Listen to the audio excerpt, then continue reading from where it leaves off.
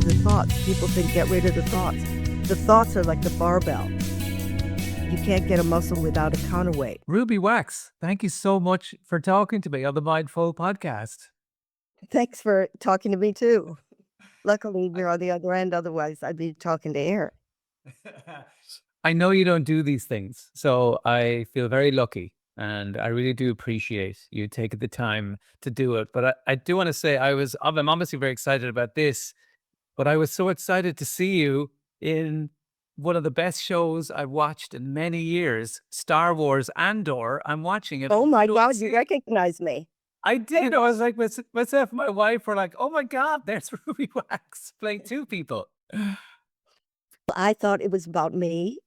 I was really disgusted that they pulled away from me and went back to the plot of somebody obviously holding a gun and passed out. I just was in the background going, but it's 2 seconds of glory. I like to appear on things where you go, what's she doing there? It's like, where's Wally? Suddenly I'm there. Yeah. Well, I just love your career has been so varied in terms of what you've done in front of the camera. Um, and I think people in Ireland would know you best for your chat shows that you've done. Last time we met was backstage at your brilliant live show. Um, I'm not as well as I thought I was. Yeah. And you toured it around Ireland. You were telling me there about the Donald Trump story when we were hanging out backstage. I just thought that was fantastic.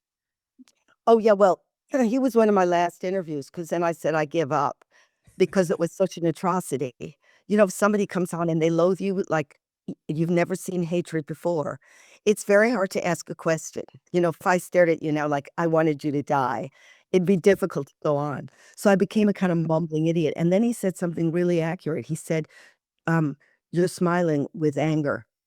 And he was right because I wanted to kill him and he wanted to kill me. So then he said, I've had enough. And he landed the plane when we were at 33,000 feet. So it was a mutual feeling.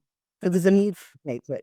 But he told me he wanted to be the president and I laughed. I thought he was, joking. So he didn't like that. He wanted me to treat him with great respect.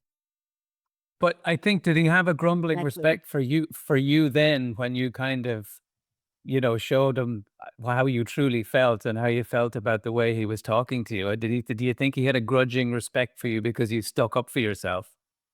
I didn't stick up for myself. That's what I should have done. I should have brought in a little, mindfulness, been very cool inside, but just say, you know what I'm getting from you? He would have left earlier because he really doesn't want to know what I feel. But I think if I would have said, everything you say is fascinating. I just think, give me some more details about what you would do with the United States. I could have stopped it. Just played into his hands. He wants to be worshiped. If I had played that card, not schmoozing, but just fascinated with everything he said, I think I could have gotten a lot more out of him. I wasn't thinking clearly. I was But flossy. that's not you, though. That's not the kind of No, but person you are. you'd know that I was taking the piss. People who know me would know, oh, I see what game she's playing. I see that game. Because you could always turn to the camera and go, what an asshole. Well, it's hard to think on your feet when you're in his plane, as you say, at 30,000 feet. Well, I could have played it with anybody else, but not him. There's a core of evil there. And I was in the slipstream. Yeah. I couldn't I asked him the questions. He knew that he had me, and it was like a cat playing with a mouse. But then later on in the show, I met him again, and this wasn't filmed. We were in a limo together because he said, "Did I want a lift?" He was suddenly nice to me, and there was no sound and no camera because you couldn't record when the camera wasn't there in those days. And he told me what he likes to do with women to really shock me. What he likes, Yeah. what he is into, and so, he thought, "Oh, I'd blush, and I'd take out my fan and go, 'Oh, stop, kind gentleman.'" But I told him what I like to do with women, and he was equally shocked. He is equally shocked. So then he sort of decided he'd like me because I was one of the guys. Yeah, you were willing to go down to his level. Um, but come here, I'd love to talk to you about what you've called the unruly roommate. Um, you know, you've been living with depression for a long time. It took you on this incredible journey. You've been to Oxford. You've studied neuroscience. You've now then used your No, sense of mindfulness. That mindfulness, yeah. And you have used your sense of humor to weave them together, and it's been a big inspiration for me because what we're doing is not a million miles apart. Um, but talk to me about where you are with your unruly roommate these days. Well, I was just talking to somebody about, there's a point in your life where you wanna change gears, you wanna move in Mm, sideways, not lower it, but move it sideways, and I did that when I left TV because I did the horrible thing of turning 50, and that's not allowed. I don't know if you remember laws of television, but, suddenly you can only play a corpse. So, so I decided, I'd go to Oxford, you know what I mean, keep it up. mm. And then I learned mindfulness and, of course, the science behind it. And instead of writing a dissertation, I did a show for them, and that's how I got my master's. And then, I added humor, and it became a show. So I killed 2 birds with 1 stone. So I did my dissertation, and then you just infuse it with comedy, and it becomes a show you can tour, and a book. So it was called A Mindfulness Guide for the Frazzled, which was my biggest hit, and I might write another one. Mm. People really wanna know about mindfulness. I mean, I always think people roll their eyes and go, "Oh, no, not more about this," but that's what they wanna know, because they wanna know what tool can they use, and I say, "I've got one up my sleeve." In Oxford, we're teaching witchcraft, so all I've Yeah. got is mindfulness. But, Yeah. Well, I love that what was your you original question? I went off piste. um it's okay. I can't remember either, but I love where Go it's back, going. go So back. I hate when this happens. Oh, you're no. saying, "What now?" Well, that's my problem is that I'm in a 3rd act now, Mm, and I have to jump again. I do wanna be a mindfulness, I wanna run retreats, and so that's what I'm doing. I've got a couple now. I'm doing Broughton Hall in December 5th, if anybody would yeah. like to. I'm gonna do Blue Spirit in January. So, I'm on the road, but I really like to teach it. I'm really good at it. You Yes. talk about depression as your unruly roommate. I guess I was asking, where are you with that unruly roommate now? How does it feature in your life now? Well, I've done enough shows about it. I really Mm, used it.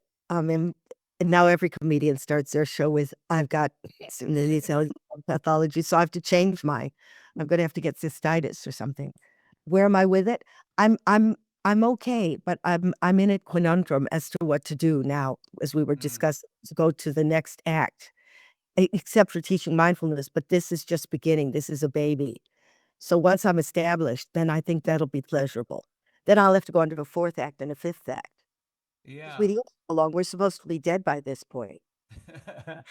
Well, one of your gifts is making mindfulness accessible. And I know from teaching it myself that people can have preconceptions about it. They think it's fluffy.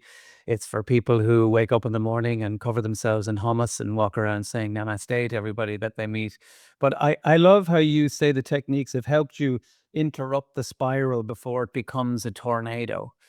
And I think if people did that, at least, I think their lives would be immeasurably better, just recognizing those points.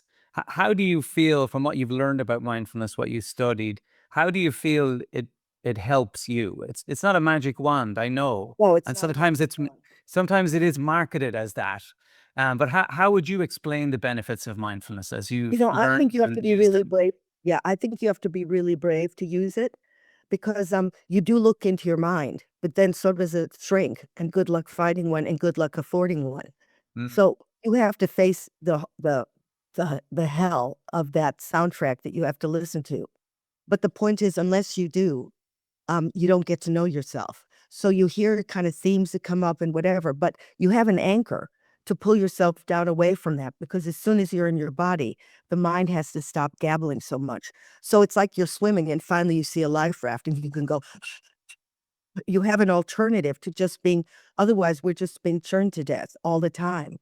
mm, So this practice, and you have to I even 2 minutes a day, you have to get that, that insula, that anterior cingulate cortex. You've gotta get those parts, buffed up. I don't it's not a muscle, but thickened. And once you can do that, it's easier to grab the life raft. And people say, "Well, I jog, I play golf, I do this." And I go, "Yeah, but when somebody's shouting at you or you're in the middle of a disaster, you can't suddenly start, Excuse me, I have to get some golf clubs." So it helps in the situation. You know, if I dry on stage, if I don't know my next line, I can't say, well, I like going scuba diving. So you learn to kind of, only because I practice it, not because I'm so gifted in it, you know, because I practice it like a piano. I can send my focus to my feet. The cortisol stops gushing. My heartbeat comes back to normal, and I remember that line.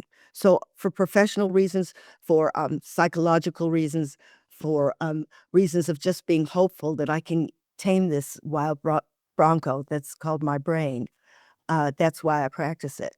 I don't know anything else. I did go to shrinks, and I think it's great that you let them have the hell and they hold it with compassion. I mean, that's all a shrink does, really, and give you a narrative of why you are the way you are. Take me back to your upbringing in Illinois and what that was like and how it shaped you. Well, I've written a lot of books about it, about how horrendous it was. It was the American dream. You know, Evanston, Illinois was actually, they filmed a lot of films there when they were filming. Tom Cruise did Risky Business, and the backdrop was always Mean Girls was shot in my high school, so it was the quintessential American, you know, middle class perfection. But if you come from a dysfunctional family, it doesn't matter what the background, what the wallpaper looks like. They were crazy, my parents. And so, and I didn't really realize that. You know, when you're a kid, you think that's normal. You know, everybody cleans their ceiling with a Q-tip and a lot of screaming. So I grew up kind of trying to hide that in this American dream. And then eventually it does. It shows up years later when you know, when you start getting the depression because you've got, you know, when you're a young kid, you don't get it. And then at about 13, the darkness starts to come. And then I had it maybe every 5 years. In the beginning, they didn't know what it was. And then about at 35 or something, they said, you've got depression. And that was a relief. But I sort of know where I got it. You know, they pass it on to you if they're not conscious. You know, you're at the mercy of what's incoming. So, the early life was magnificent. I failed in high school and at Busy Beaver Nursery School because I wasn't that bright. Because if your mind is so foggy and you're so, you know, aroused all the time, total childhood in fight and flight, it's gonna burn out at some point. Yeah. You know, the good news? The good news, I wanted to be I was very popular with the gay boys.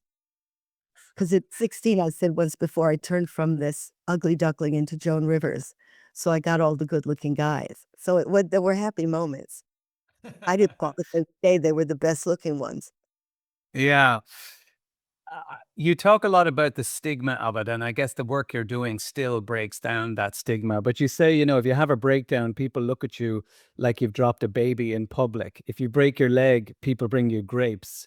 But when your mind goes, they run for the hills.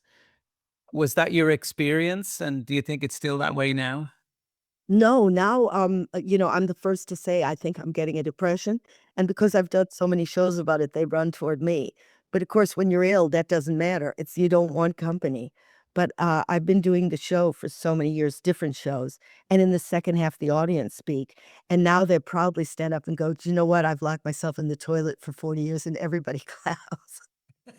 You know what I mean? There's no shame in it, and people just wanna feel like people care, and they do Mm. care. They don't go on and whine. They just say, "This is" you know, and I run a charity called Frazzled Café.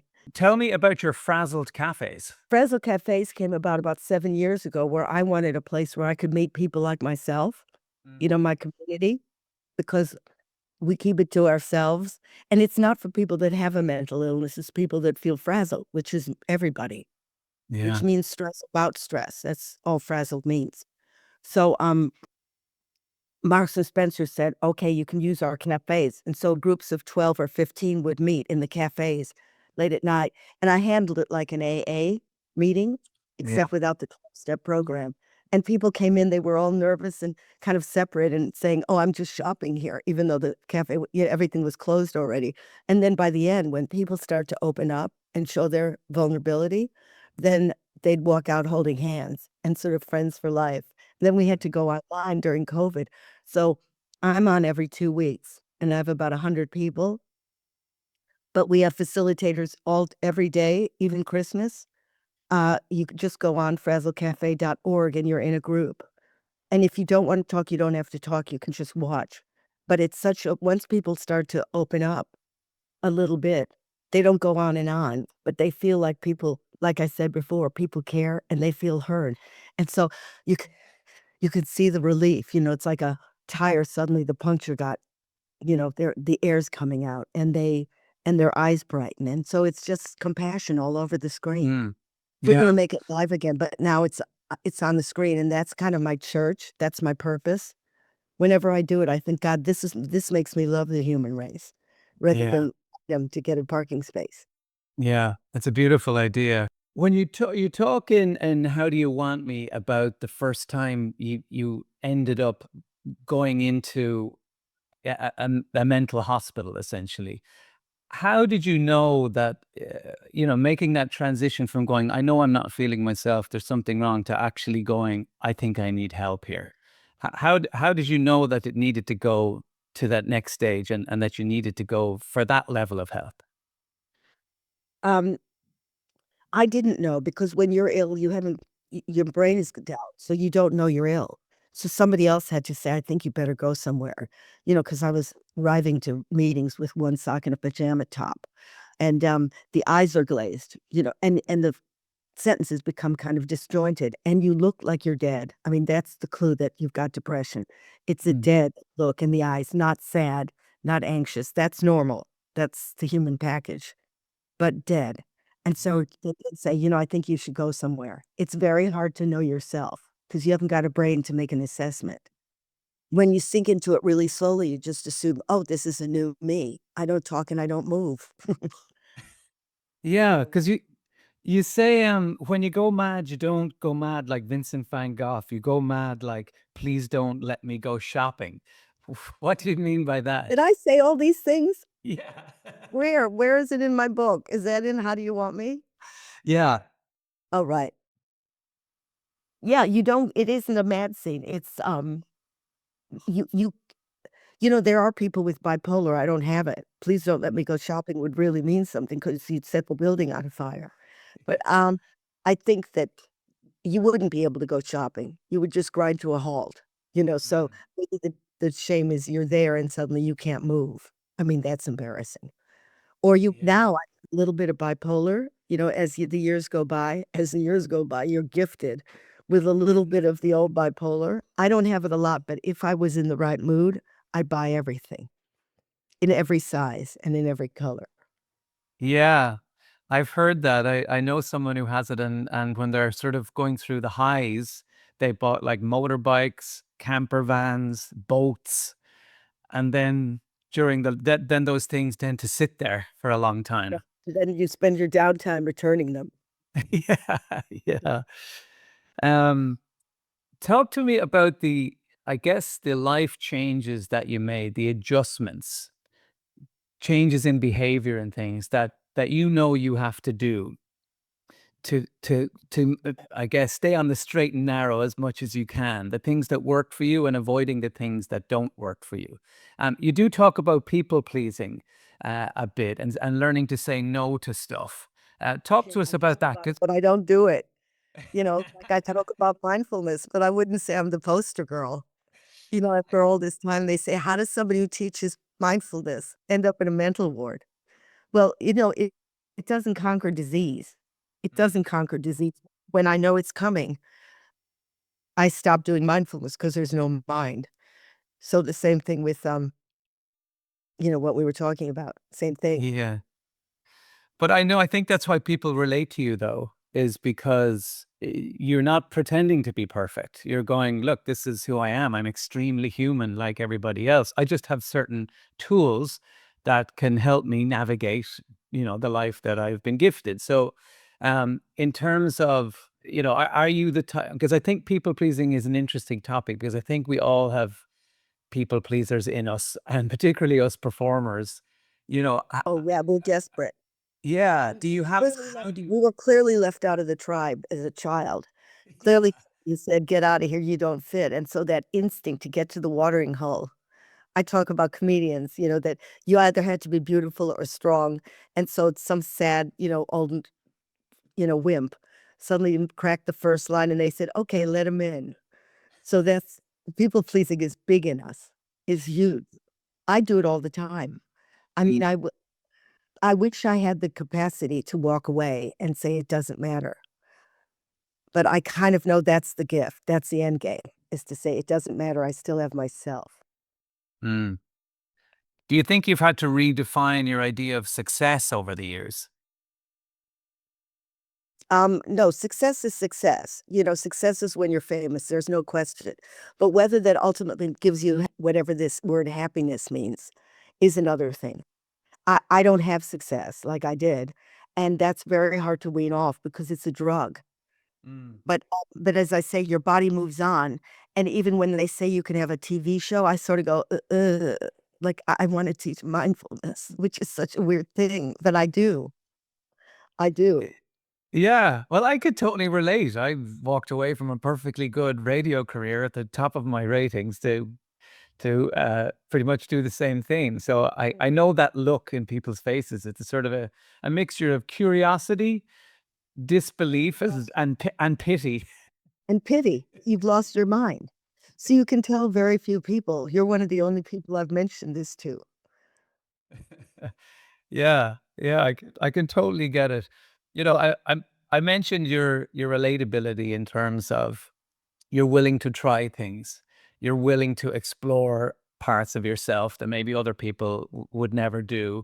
You talk about in your I'm not as well as I thought I was about the 30-day silent retreat, which is phenomenal. A lot of people couldn't stay silent for a half an hour, never mind 30 days.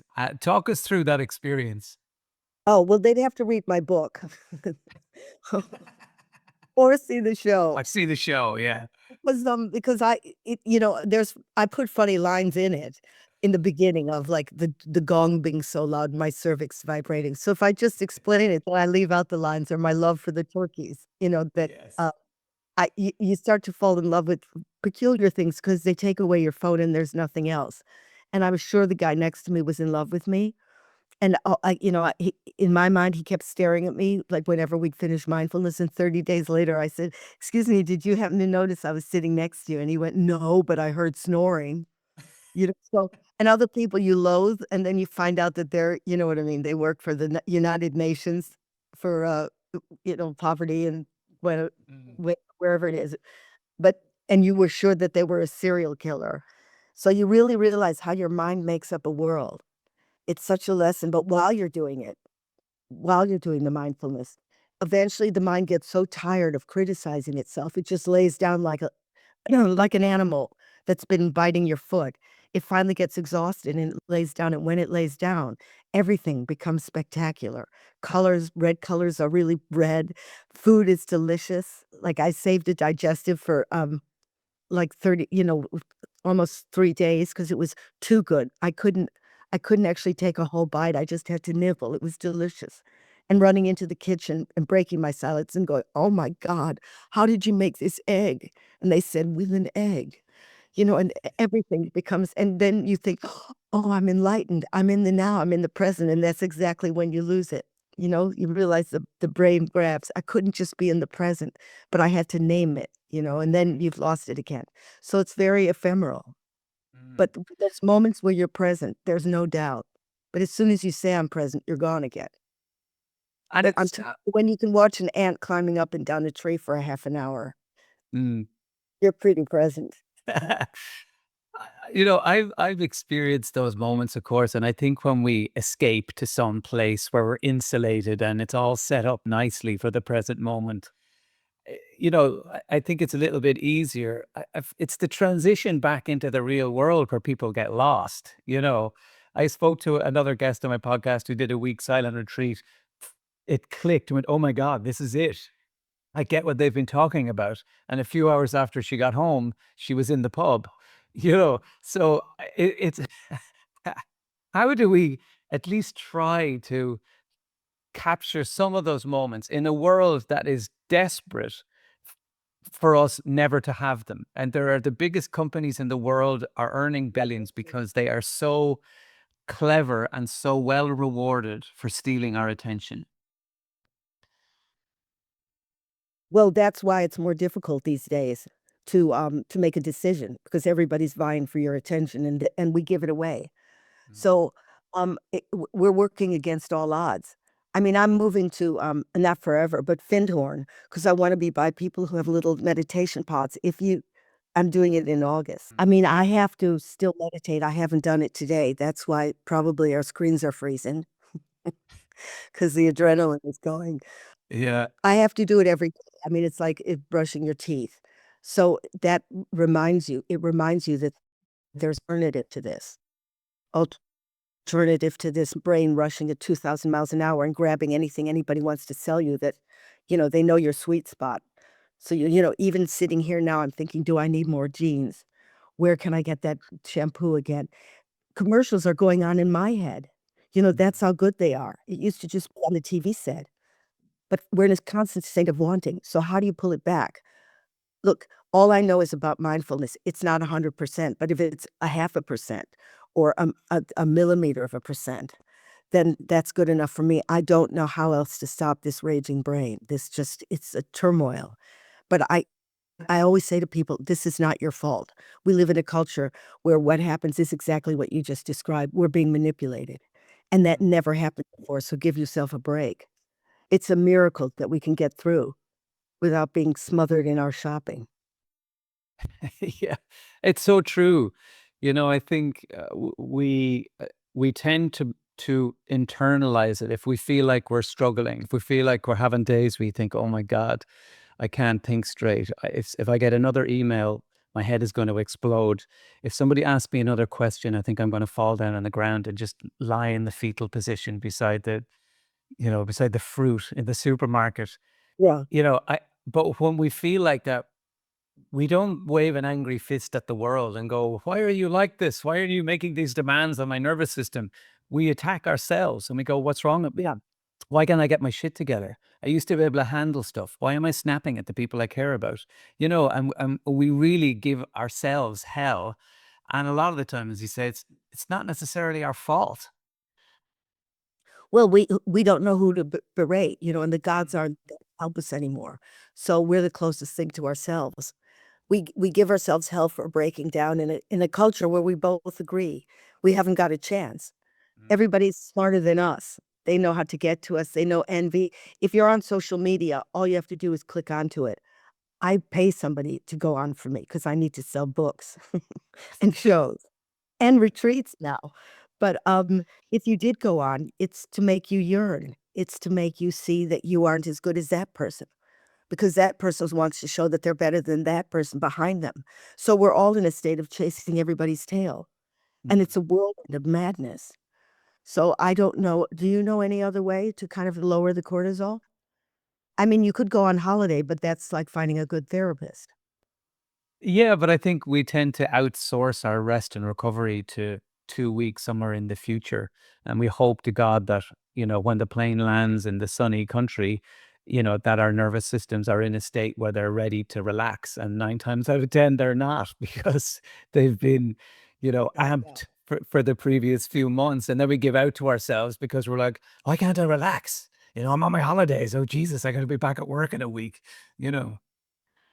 So what do you do then to cool your brain down? I mean, I know you're a meditator, but do you teach it? I do teach it. Yeah. Yeah. I teach through my live shows, which are a mix of stand up and meditation techniques. I teach in companies. But for me, I guess personally speaking, the thing that works for me the most is just something I call the mini moment. And it's not the lotus position 45 minutes on a mountaintop first thing in the morning. It's those little mini resets throughout the day, and that could be just one conscious breath. And I find it's the least glamorous techniques. It's the moment of really just getting out of my head into my body. And if I only have 16 seconds or if I have 30 seconds, so be it. But I find they're like blocks. You just keep putting those little mini moments like blocks on top of each other. So by the time I do hit bedtime, I'm less likely to wake up at 3 in the morning thinking about random crap. You know? Yeah. Yeah, yeah, that's good. That's good. I mean, how do you find when you put it in your comedy? Do people go when you start to teach it, or are they ready for it? Yeah, well, it's interesting. I think, well, they're ready by the time I get to it. It's the last third of the show. Yeah. You know yourself, the power of laughter, it opens people up, it relaxes them. And you see that the guy who was dragged there by his wife, you know, who was sitting full of resistance at the start of the show, by the time you're getting around to the techniques and you've made them laugh for an hour, they're on your side. They're thinking, you know what, maybe I would have a pint with this guy. Okay, I'll listen to what he has to say. And I think, what you and I are up against is mindfulness and meditation, wellness has all been delivered and marketed in a very particular way. And if you're not part of that target audience, you feel left out of the conversation.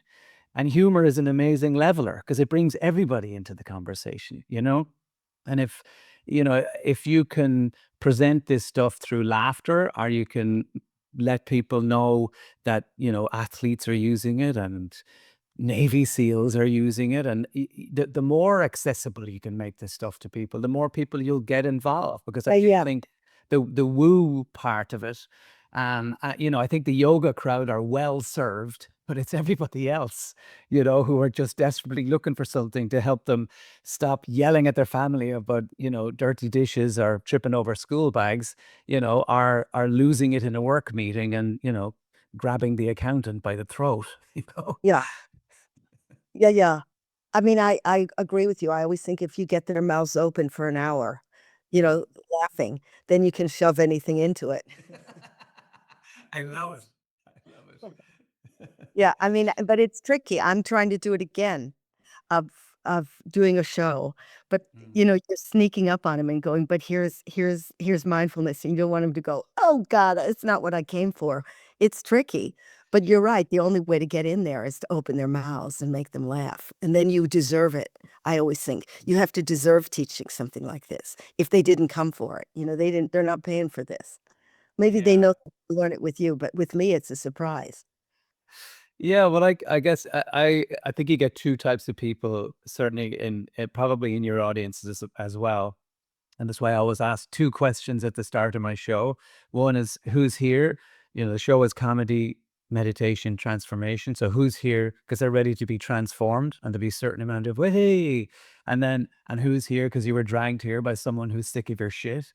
Yeah, and then there's way that's the other half of the room, and they're slightly against their will, and they're the ones that you get the most beautiful response from after the show. Go, do you know what? I thought this was a load of baloney. I'm willing to start small, and something clicked, and I think that's just a magic moment. You won't get everybody, but if you get some of those, I think It's so funny you're for a comedian to end when I did my show about mindfulness, to end a show in silence, because usually comedians are winding it up, so they like that. It's like we're winding them down, so there's like by the time the curtain call comes, there's nothing, nothing. they're too tired to give you the standing ovation. Yeah, but no, in the beginning of my shows, I always say before it starts, I'd say, "I've never been to whatever town this is. It'd be really good when we start to give me before we start, to give me a standing ovation." So I make them do that in the beginning, and then I say, "Oh, that's what you do at the end." So I'm training them throughout, then I want that. So at the end, I can't tell if it's because I told them or they like the show, but it's important to be honest. Yeah, who cares? It all looks the same on the Instagram clip. Yeah. um, I would love for you, maybe we could finish on you sharing with my audience, everybody watching and listening, one of your favorite techniques. I know you talk about the 3-minute breathing space, in one of your books. Is there a special technique that you could share with people that works for you or you think connects with people? I mean, to me, the easiest way is I always give a scientific explanation because I don't want to, I always want to know what's in the meat because it's the ultimate, the mothership, what's happening in there. Otherwise, you're just sitting there on a chair or whatever. But in the book Mindfulness Guide for the Frazzled, I told you how to do it when you're driving, when you're walking, when you're with your kids, when you're showering, when you're, eating out. Mm. Because this doesn't have to be sitting on a gluten-free cushion all the time. So, every time I explain, you go to one of your senses, the cortisol comes down. I mean, it's like driving the car. You can't have the gabbling brain. I mean, it'll still be there, but and where your focus goes into one of your senses, you, the focus is in your senses, and you can't hear something last week or tomorrow. You're automatically there. Your thoughts will pull you up, but then you just gently take them back down again. And the thoughts will, to me, that's the equivalent of doing a sit up. You have to have the thoughts because that's the counterbalance. And that's what builds not the muscle, but more white matter, more connections. And that's what strengthens those part of the brains that give you the ability to pay attention. So my favorite, which is the most accessible for me, is when this is going too hot. If the red mist is coming down and the fog brain is there, I just send my focus to, this is the easiest one to sound. So I just listen. Mm. Because everybody can do that. And then you notice when the thoughts come in, and then you just take them, by the hand like an unruly kid and bring it back to the sound. And then the thoughts will pull you again and you just bring it back. And then eventually you have them do that with the breath. But to me, it's the easiest to access because you can turn on that hearing thing quickly. Mm. And then it's easier to hear when the sound is outside and when the parade starts inside. So I don't do a whole exercise on that, but it's sort of, to me, when you say bring your attention to your feet, I can see people going, oh God, this isn't going to work. Or, get it there later, do body scans later, or eat your raisin later, because the woo, it sounds so woo-woo, but you have to explain, yoga is more than just tying your ankles in a bow over your head.